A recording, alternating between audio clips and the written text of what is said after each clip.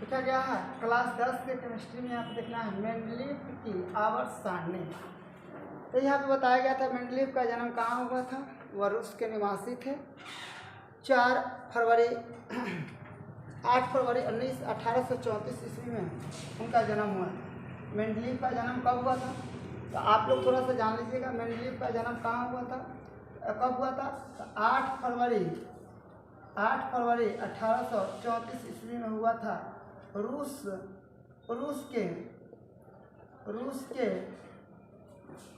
के कौन सा शहर था, उसका नाम था साइबेरिया के टोबोलक्स करके वहाँ पे जन्म हुआ था। तो यह एक रूसी वैज्ञानिक थे। आइए इन्होंने मेंडलीव का आवर्त सारणी क्या है आज हम लोग देखेंगे। मेंडलीव का यहाँ पर लिख लीजिए, मेंडलीव का आवर्त सारणी क्या है। मेंडलीव का या की आवर्त सारणी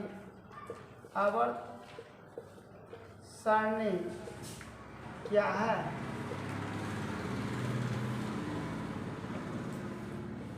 मेंडलीव ने अपने नियम के अनुसार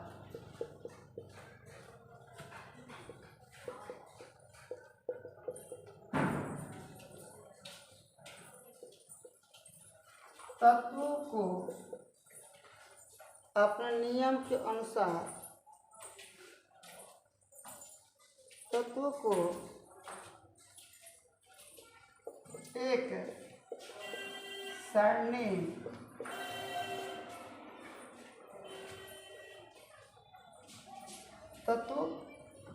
मेंडलीव ने अपने नियम के अनुसार तत्वों को एक सारणी के आलोक किया।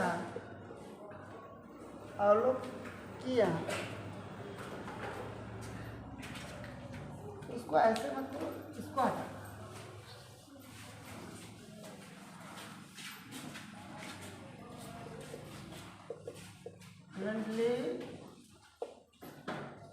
मेंडलीव ने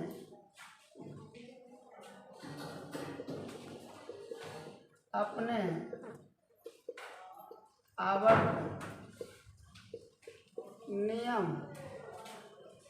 आवर्त नियम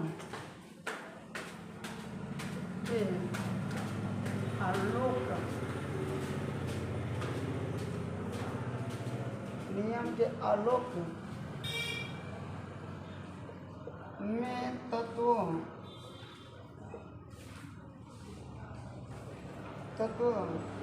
की एक सारणी का निर्माण किया।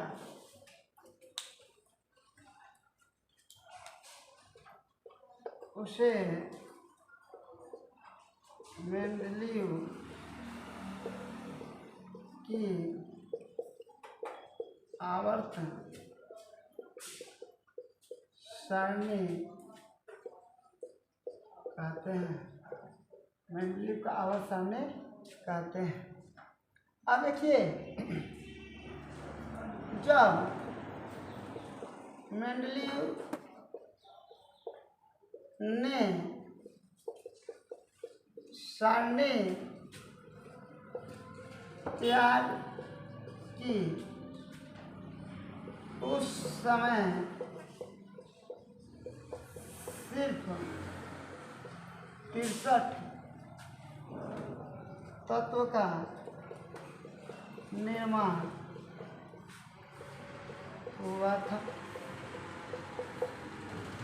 उस समय सिर्फ कितना तत्व का निर्माण हुआ था, उस समय सिर्फ 63 तत्व का निर्माण हुआ था। आवर्त सारणी 1871 ईस्वी में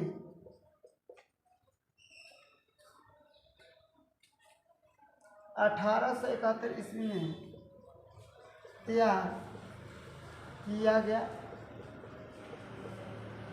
इसके द्वारा किया गया। तो ये तैयार मेंडलीव के द्वारा किया गया। ये जब मेंडलीव ने क्या बताया, क्या पहले समझ लीजिएगा मेंडलीव का आवर्त सारणी क्या है। ठीक है, मेंडलीव ने अपने आवर्त नियमों का अवलोकन या आलोक में तत्व के एक सारणी का निर्माण किया, उसे मेंडलीव का आवर्त सारणी कहते हैं। जब मेंडलीव ने, यहाँ पर ध्यान रखिएगा, यहाँ पर थोड़ा सा ध्यान रखिएगा, जब मेंडलीव ने सारणी तैयार की उस समय सिर्फ 63 तत्व का निर्माण हुआ था और आवर्त सारणी में 1871 ईस्वी में इसको तैयार, आवर्त सारणी को 1871 ईस्वी में क्या किया गया था, इसको तैयार किया गया था। अब आप लोग को ये चीज देखना है कि आवर्त सारणी में जब उस समय हम लोग का मात्र 63 तत्व थे, कब 1871 में, तो आवर्त सारणी बनाने में क्या क्या हुआ था। आवर्त सारणी में आवर्तों की संख्या कितनी थी, वर्गों की संख्या कितनी थी, किस वर्ग में किस किस तत्वों को रखा गया था, ठीक है ना, कौन कौन सा वर्ग, कौन कौन सा तत्व, ठीक है ना, कहाँ कहाँ रखा गया था, किस किस वर्ग में रखा गया था, उसके बारे में इन्होंने बताया है। तब मैं आप लोग को इसके बाद बताऊंगा, इसको आप लोग नोट कर लीजिए।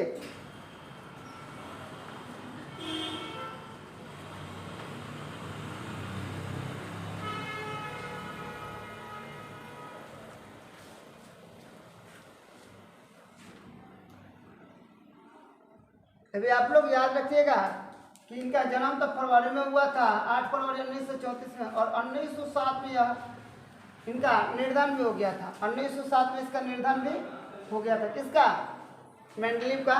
इसका निर्धन कब हो गया था, 1907 में इसका निर्धन भी हो गया था।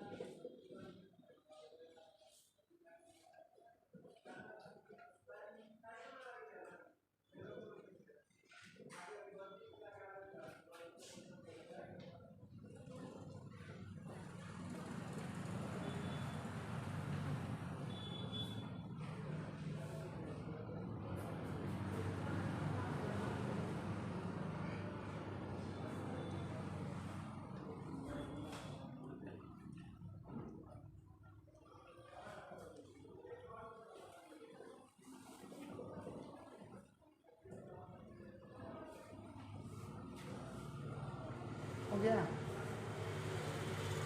चलिए अब आप लोग को देखना है कि जो मेंडलीव के आवर्त सारणी 1871 में तैयार किया गया था, उस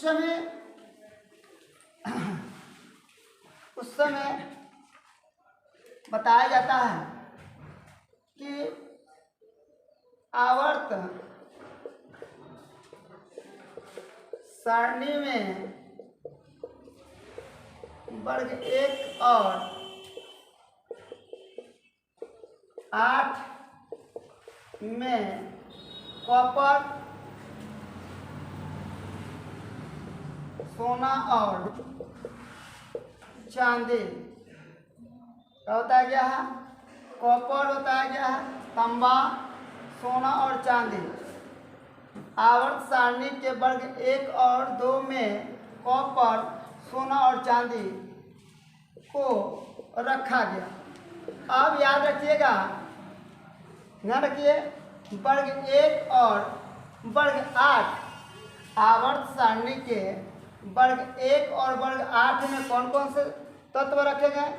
यहाँ पे तांबा बताया गया, सोना बताया गया और क्या बताया गया? चांदी बताया गया। तांबा, सोना और क्या बताया गया? चांदी बताया गया। यह तीनों तत्वों के वर्ग 1 और 8 दोनों में रखा गया था। वर्ग 1 और 8 दोनों में रखा गया था। अगला स्टेप में बताया जाता है कि जो आवर्त सारणी में प्रश्नवाचक का चिन्ह दिया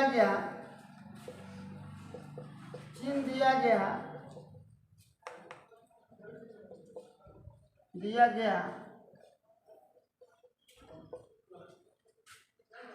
वहां पर कोई तत्व नहीं था, परंतु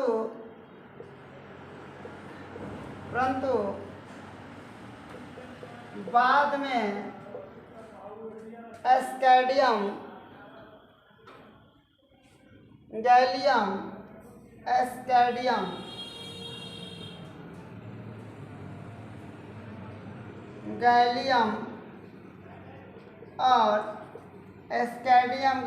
और जर्मेनियम को खाली या रिक्त स्थान पर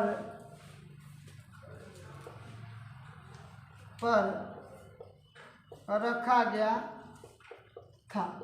उसको किस स्थान पर रखा गया था? किस स्थान पर रखा गया था? तो उसको खाली स्थान पर रखा गया था। याद रखिएगा, एस्कैडियम इसको बोला जाता है, याद रहेगा ना। गैलियम इसको बोला जाता है, इसको जर्मेनियम बोला जाता है।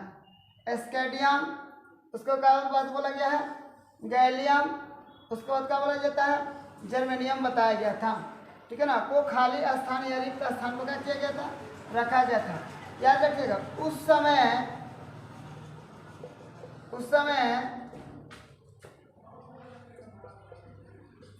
अक्रिय गैस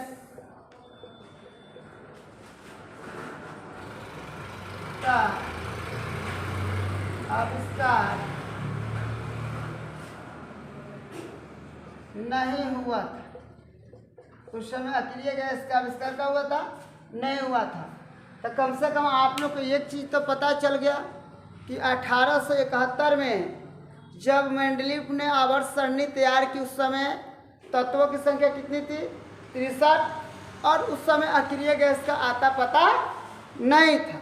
उस समय वर्ग, कोई पूछेगा कि वर्ग 1 और 8 में वह 3 तत्व कौन कौन से है जिसको रखा गया था? तो हम लोग बोल देंगे कॉपर है, उसके बाद क्या है? सोना है और क्या है? चांदी है। तो कोई पूछेगा कि वर्ग 1 और आवर्त सारणी के वर्ग 1 और 8 में कौन कौन से तत्व रखे गए थे? उन 3 तत्वों का नाम बताओ। तो हम लोग क्या बता सकते हैं? तांबा बता सकते हैं, चांदी बता सकते हैं और क्या बता सकते हैं? सोना बता सकते हैं। वैसे ही 3 को व्हाट का भी चिन्ह रखा गया था, प्रश्नवाचक चिन्ह भी रखा गया था। उसके अंत में कोई भी तत्व नहीं भरा जा रहा था। लेकिन जब एस्कैडियम, गैलियम और जर्मेनियम का निर्माण हुआ तो उसमें उसका स्थापित किया गया। उस समय में हम लोग का अक्रिय गैस जो है helium, neon, argon, krypton, xenon और रेडॉन, उस समय इनका आविष्कार क्या हुआ था? नहीं हुआ था। उस समय इनका आविष्कार क्या हुआ था? नहीं हुआ था। चलिए इसको आप लोग नोट कर लीजिए।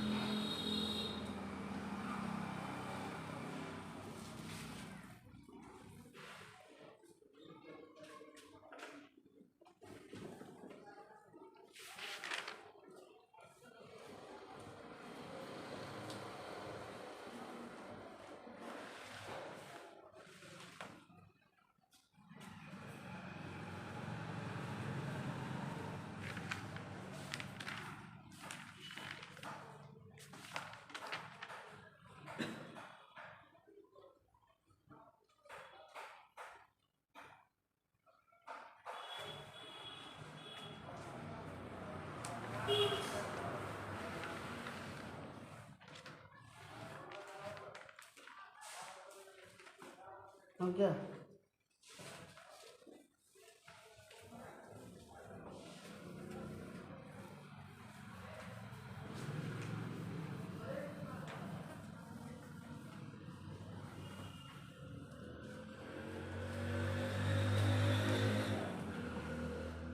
अब थोड़ा सा केयर करना है, थोड़ा सा ध्यान रखिएगा। मेनली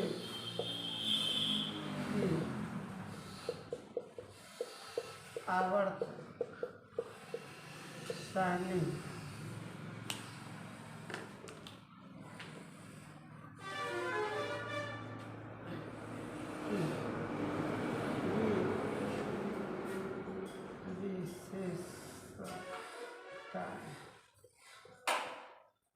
मेंडलीव की आवर्त सारणी की विशेषताएं।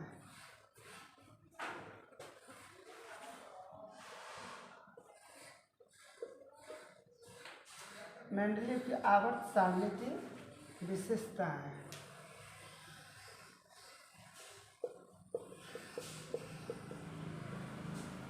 अब हम लोग को देखना है, एक नंबर बताया गया है, यहाँ पे बताया गया है वर्ग किसे कहते हैं।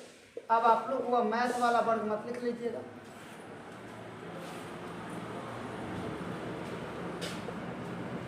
आवर्त सारणी को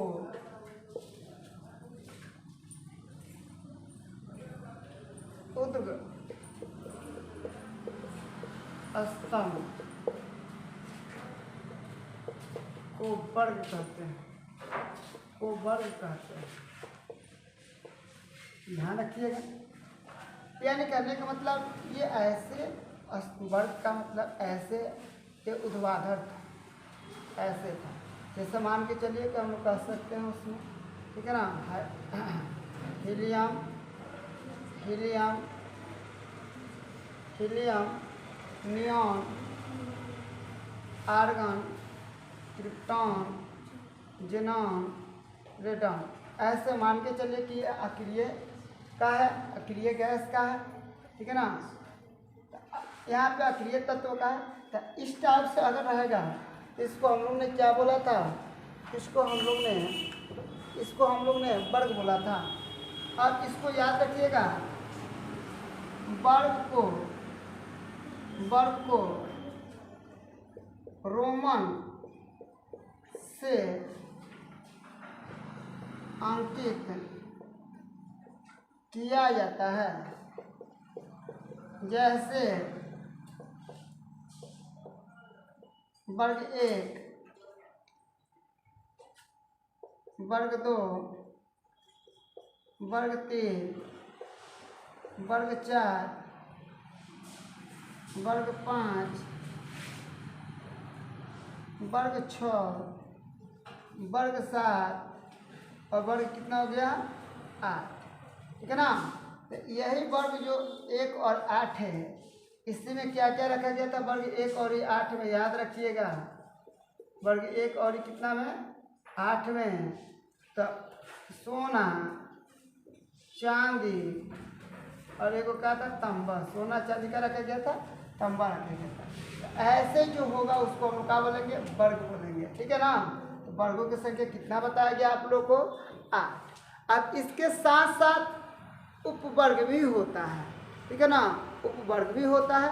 तो इसको वर्ग और उपवर्ग के साथ में ए और बी आ जाता है, ए और बी की बात चलने लगती है। मैं आप लोग को बता दे रहा हूँ, पहले आप लोग इसको नोट कर लीजिए।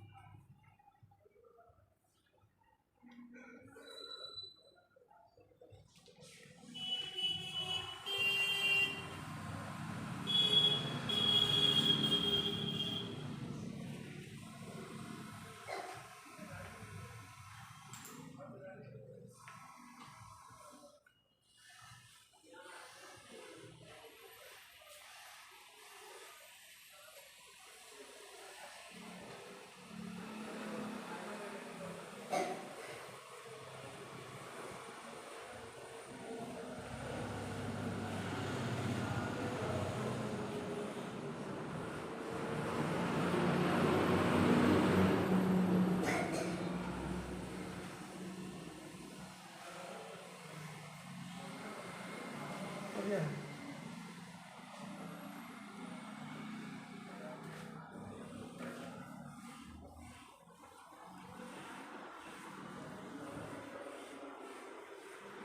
अब मेंडलीव की आवर्त सारणी, ये वर्ग था।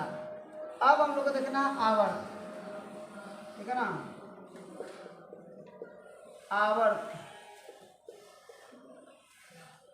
आवर्त कितना होता है या आवर्त क्या है?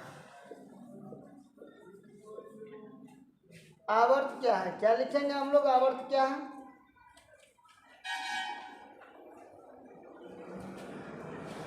आवर्त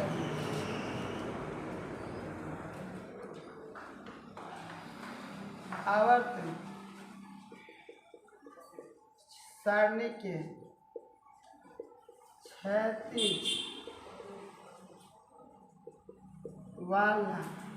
वाले भाग को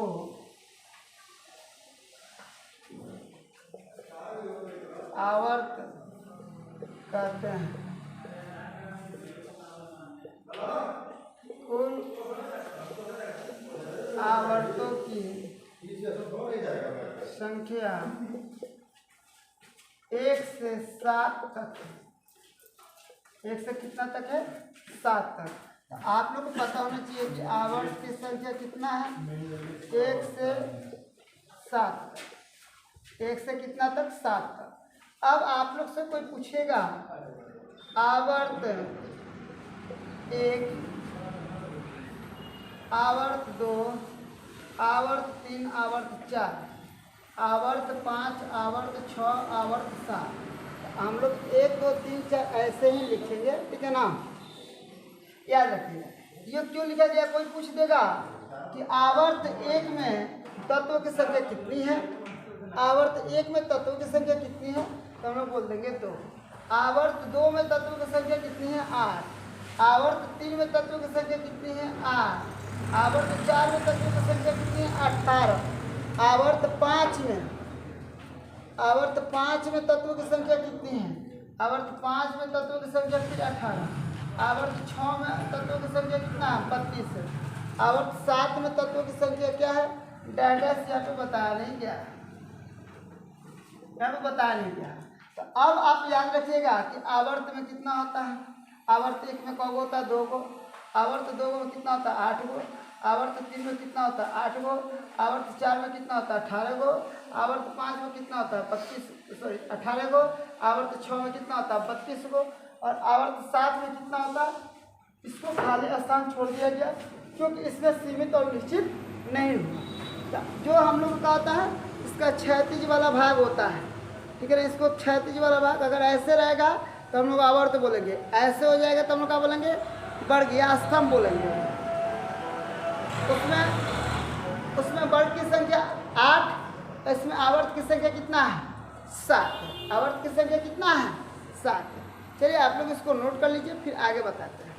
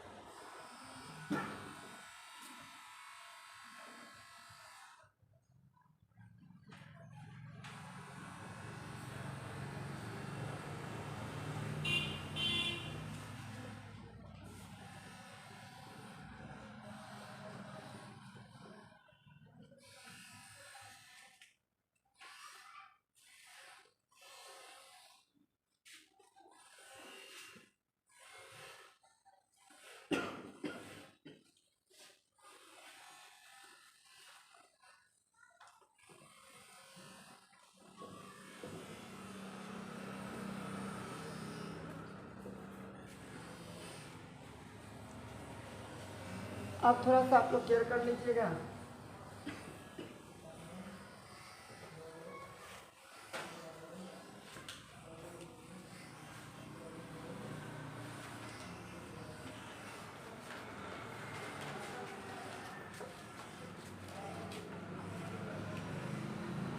अब थोड़ा सा ध्यान रखिएगा, बताया गया है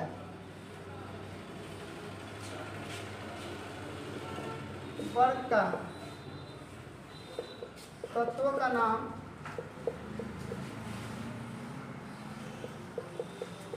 बताया गया है वर्ग ए का ए। वर्ग ए का ए जो होता है इस तत्व को हम लोग क्षार धातु कहते हैं। क्षार धातु क्या बोलते हैं इसको हम लोग? क्षार धातु है। कितना? वर्ग एक ए का, वर्ग दो ए का क्या हम लोग बोलेंगे? वर्ग दो ए का हम लोग क्या बोलेंगे? क्षारीय मृदा धातु। क्षारीय मृदा धातु।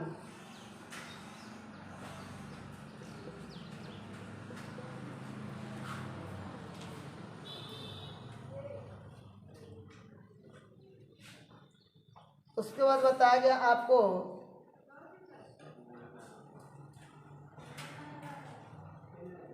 वर्ग चार का ए, चार का ए कि छः का ए? छः का ए। चलिए आप ध्यान रखिएगा।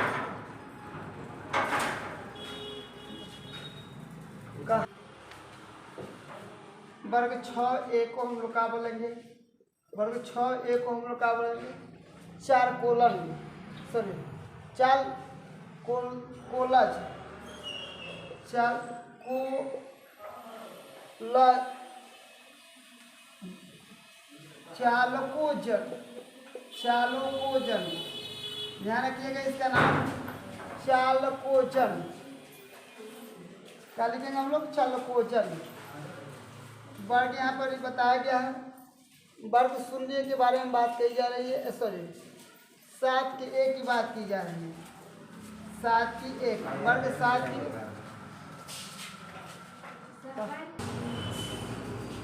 हाइड्रोजन्स,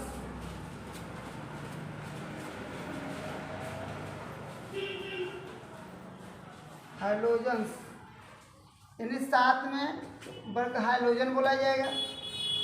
वर्ग अब यहाँ पर लिखा गया शून्य में अक्रिय गैस। अब उसके बाद हम लोग वर्ग कितना में चलेंगे? वर्ग 8 में कौन सा धातु? प्लेटिनम।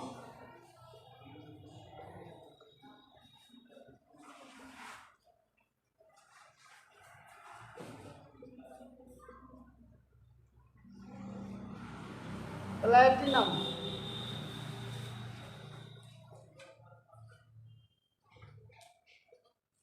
और यहाँ पे हम लोग का है अंत में 8b और 8, सॉरी 3b और 3b और 3b।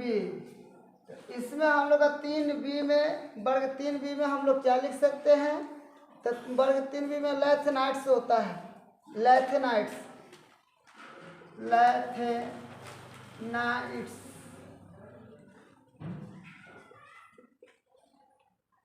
लैथेनाइट्स यह कौन सा होता है? वर्ग 3 के बी में होता है। और वर्ग 3 के बी में क्या होता है? एक्टिनाइट्स भी होता है।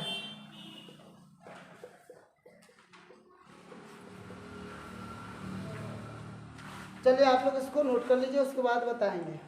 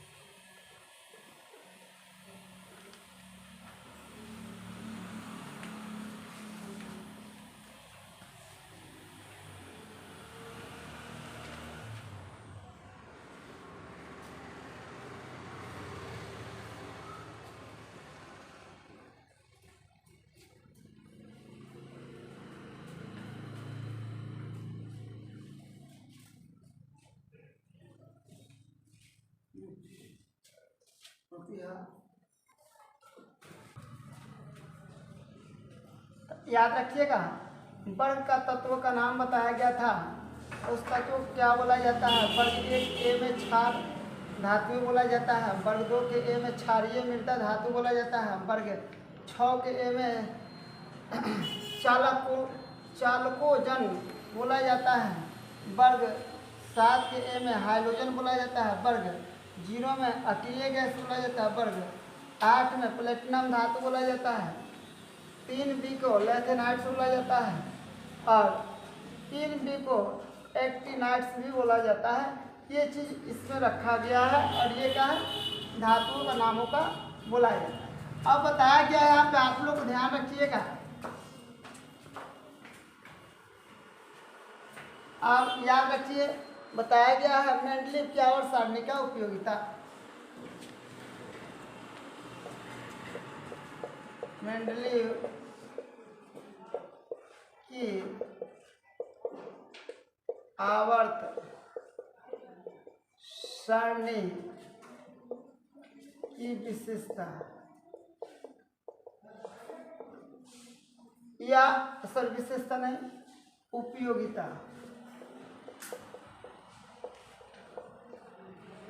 देखिए, इससे क्या उपयोगिता है आप लोग आसानी से समझ सकते हैं। एक नंबर उपयोगिता बता सकते हैं। आवर्त सारणी में स्थित तत्व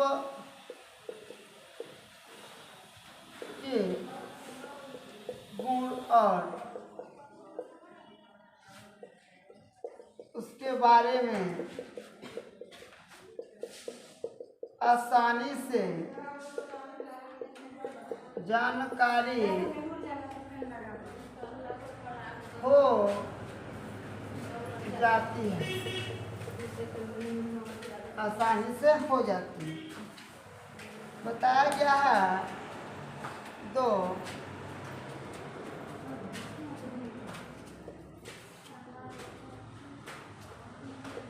नए तत्व का अनुमान, नए तत्व का अनुमान लगाना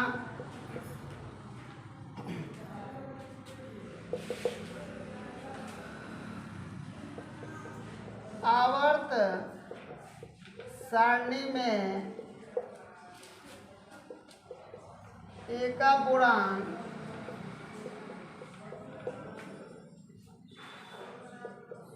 एका सिलिकॉन और एका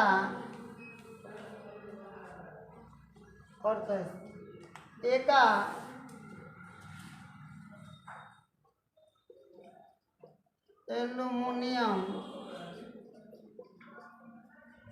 एका एल्युमिनियम नहीं, एल्युमिना होना चाहिए। एका एल्युमिनियम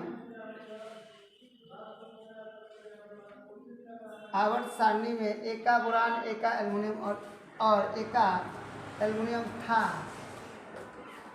परंतु आगे चलकर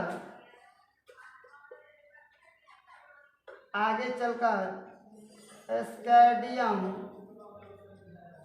देखिए एका बोरान का हो गया था स्कैंडियम, एका सिलिका का हो गया था, एका सिलिका हो गया था आपका जर्मेनियम,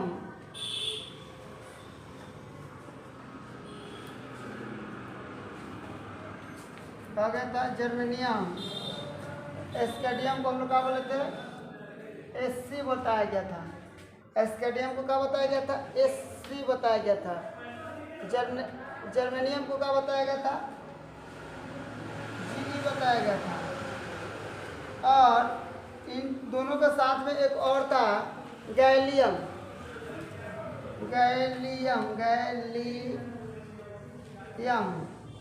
यहाँ पे बताया गया था एका एल्युमिनियम को गैलियम कहा गया था। एका एल्युमिनियम को गैलियम कहा गया था। तो अगर आप लोग से कोई पूछेगा कि एका बोरान जो नाम था आगे चलकर क्या बन गया, एस्केडियम बन गया। एका सिलिकॉन था, क्या चल के बन गया आगे, जर्मेनियम बन गया। और एका एल्युमिनियम था जो क्या बन गया, गैलियम बन गया। उस समय इनका नाम क्या था, उस समय इनका नाम एस्केडियम, गैलियम और क्या बताया गया था, जर्मेनियम नाम नहीं था। उस समय इन लोग का नाम था एका बोरान, एका सिलिकॉन और एका क्या था, एल्युमिनियम था। एका कर कर के उसमें लगाया गया था। तो कोई पूछेगा कि एका, कोई पूछेगा कि एका बोरान किस तत्व को कहते हैं, तो एका बोरान हम लोग किस तत्व को कहते हैं, तो एका बोरान हम लोग एस्केडियम को कहते हैं। एका बोरान हम लोग किस तत्व को बोलते हैं, तो एका बोरान हम लोग किसको बोलते हैं, एस्केडियम को बोलते हैं। उसके बाद बताया गया था एका, एका सिलिकॉन किसको बोला जाता है, एका सिलिकॉन किसको बोला जाता है, तो हम लोग बोलेंगे जर्मेनियम को बोला जाता है। किसको बोला जाता है, जर्मेनियम को बोला जाता है। उसके बाद लिखा गया है और एका एल्युमिनियम किसको कहा जाता है, तो एका एल्युमिनियम हम लोग गैलियम को कहते हैं। उस समय जब मेंडलीफ साहब ने इसको वर्ग आवर्त सारणी के वर्ग में रखे थे, उसके खंडों में इसको रखा गया था। उस समय इनका नाम एका बोरान, एका एल्युमिनियम और एका क्या था, सिलिकॉन था। एका एका करके लगाया गया था। ठीक है ना, चलिए आप लोग इसको नोट कर लीजिए।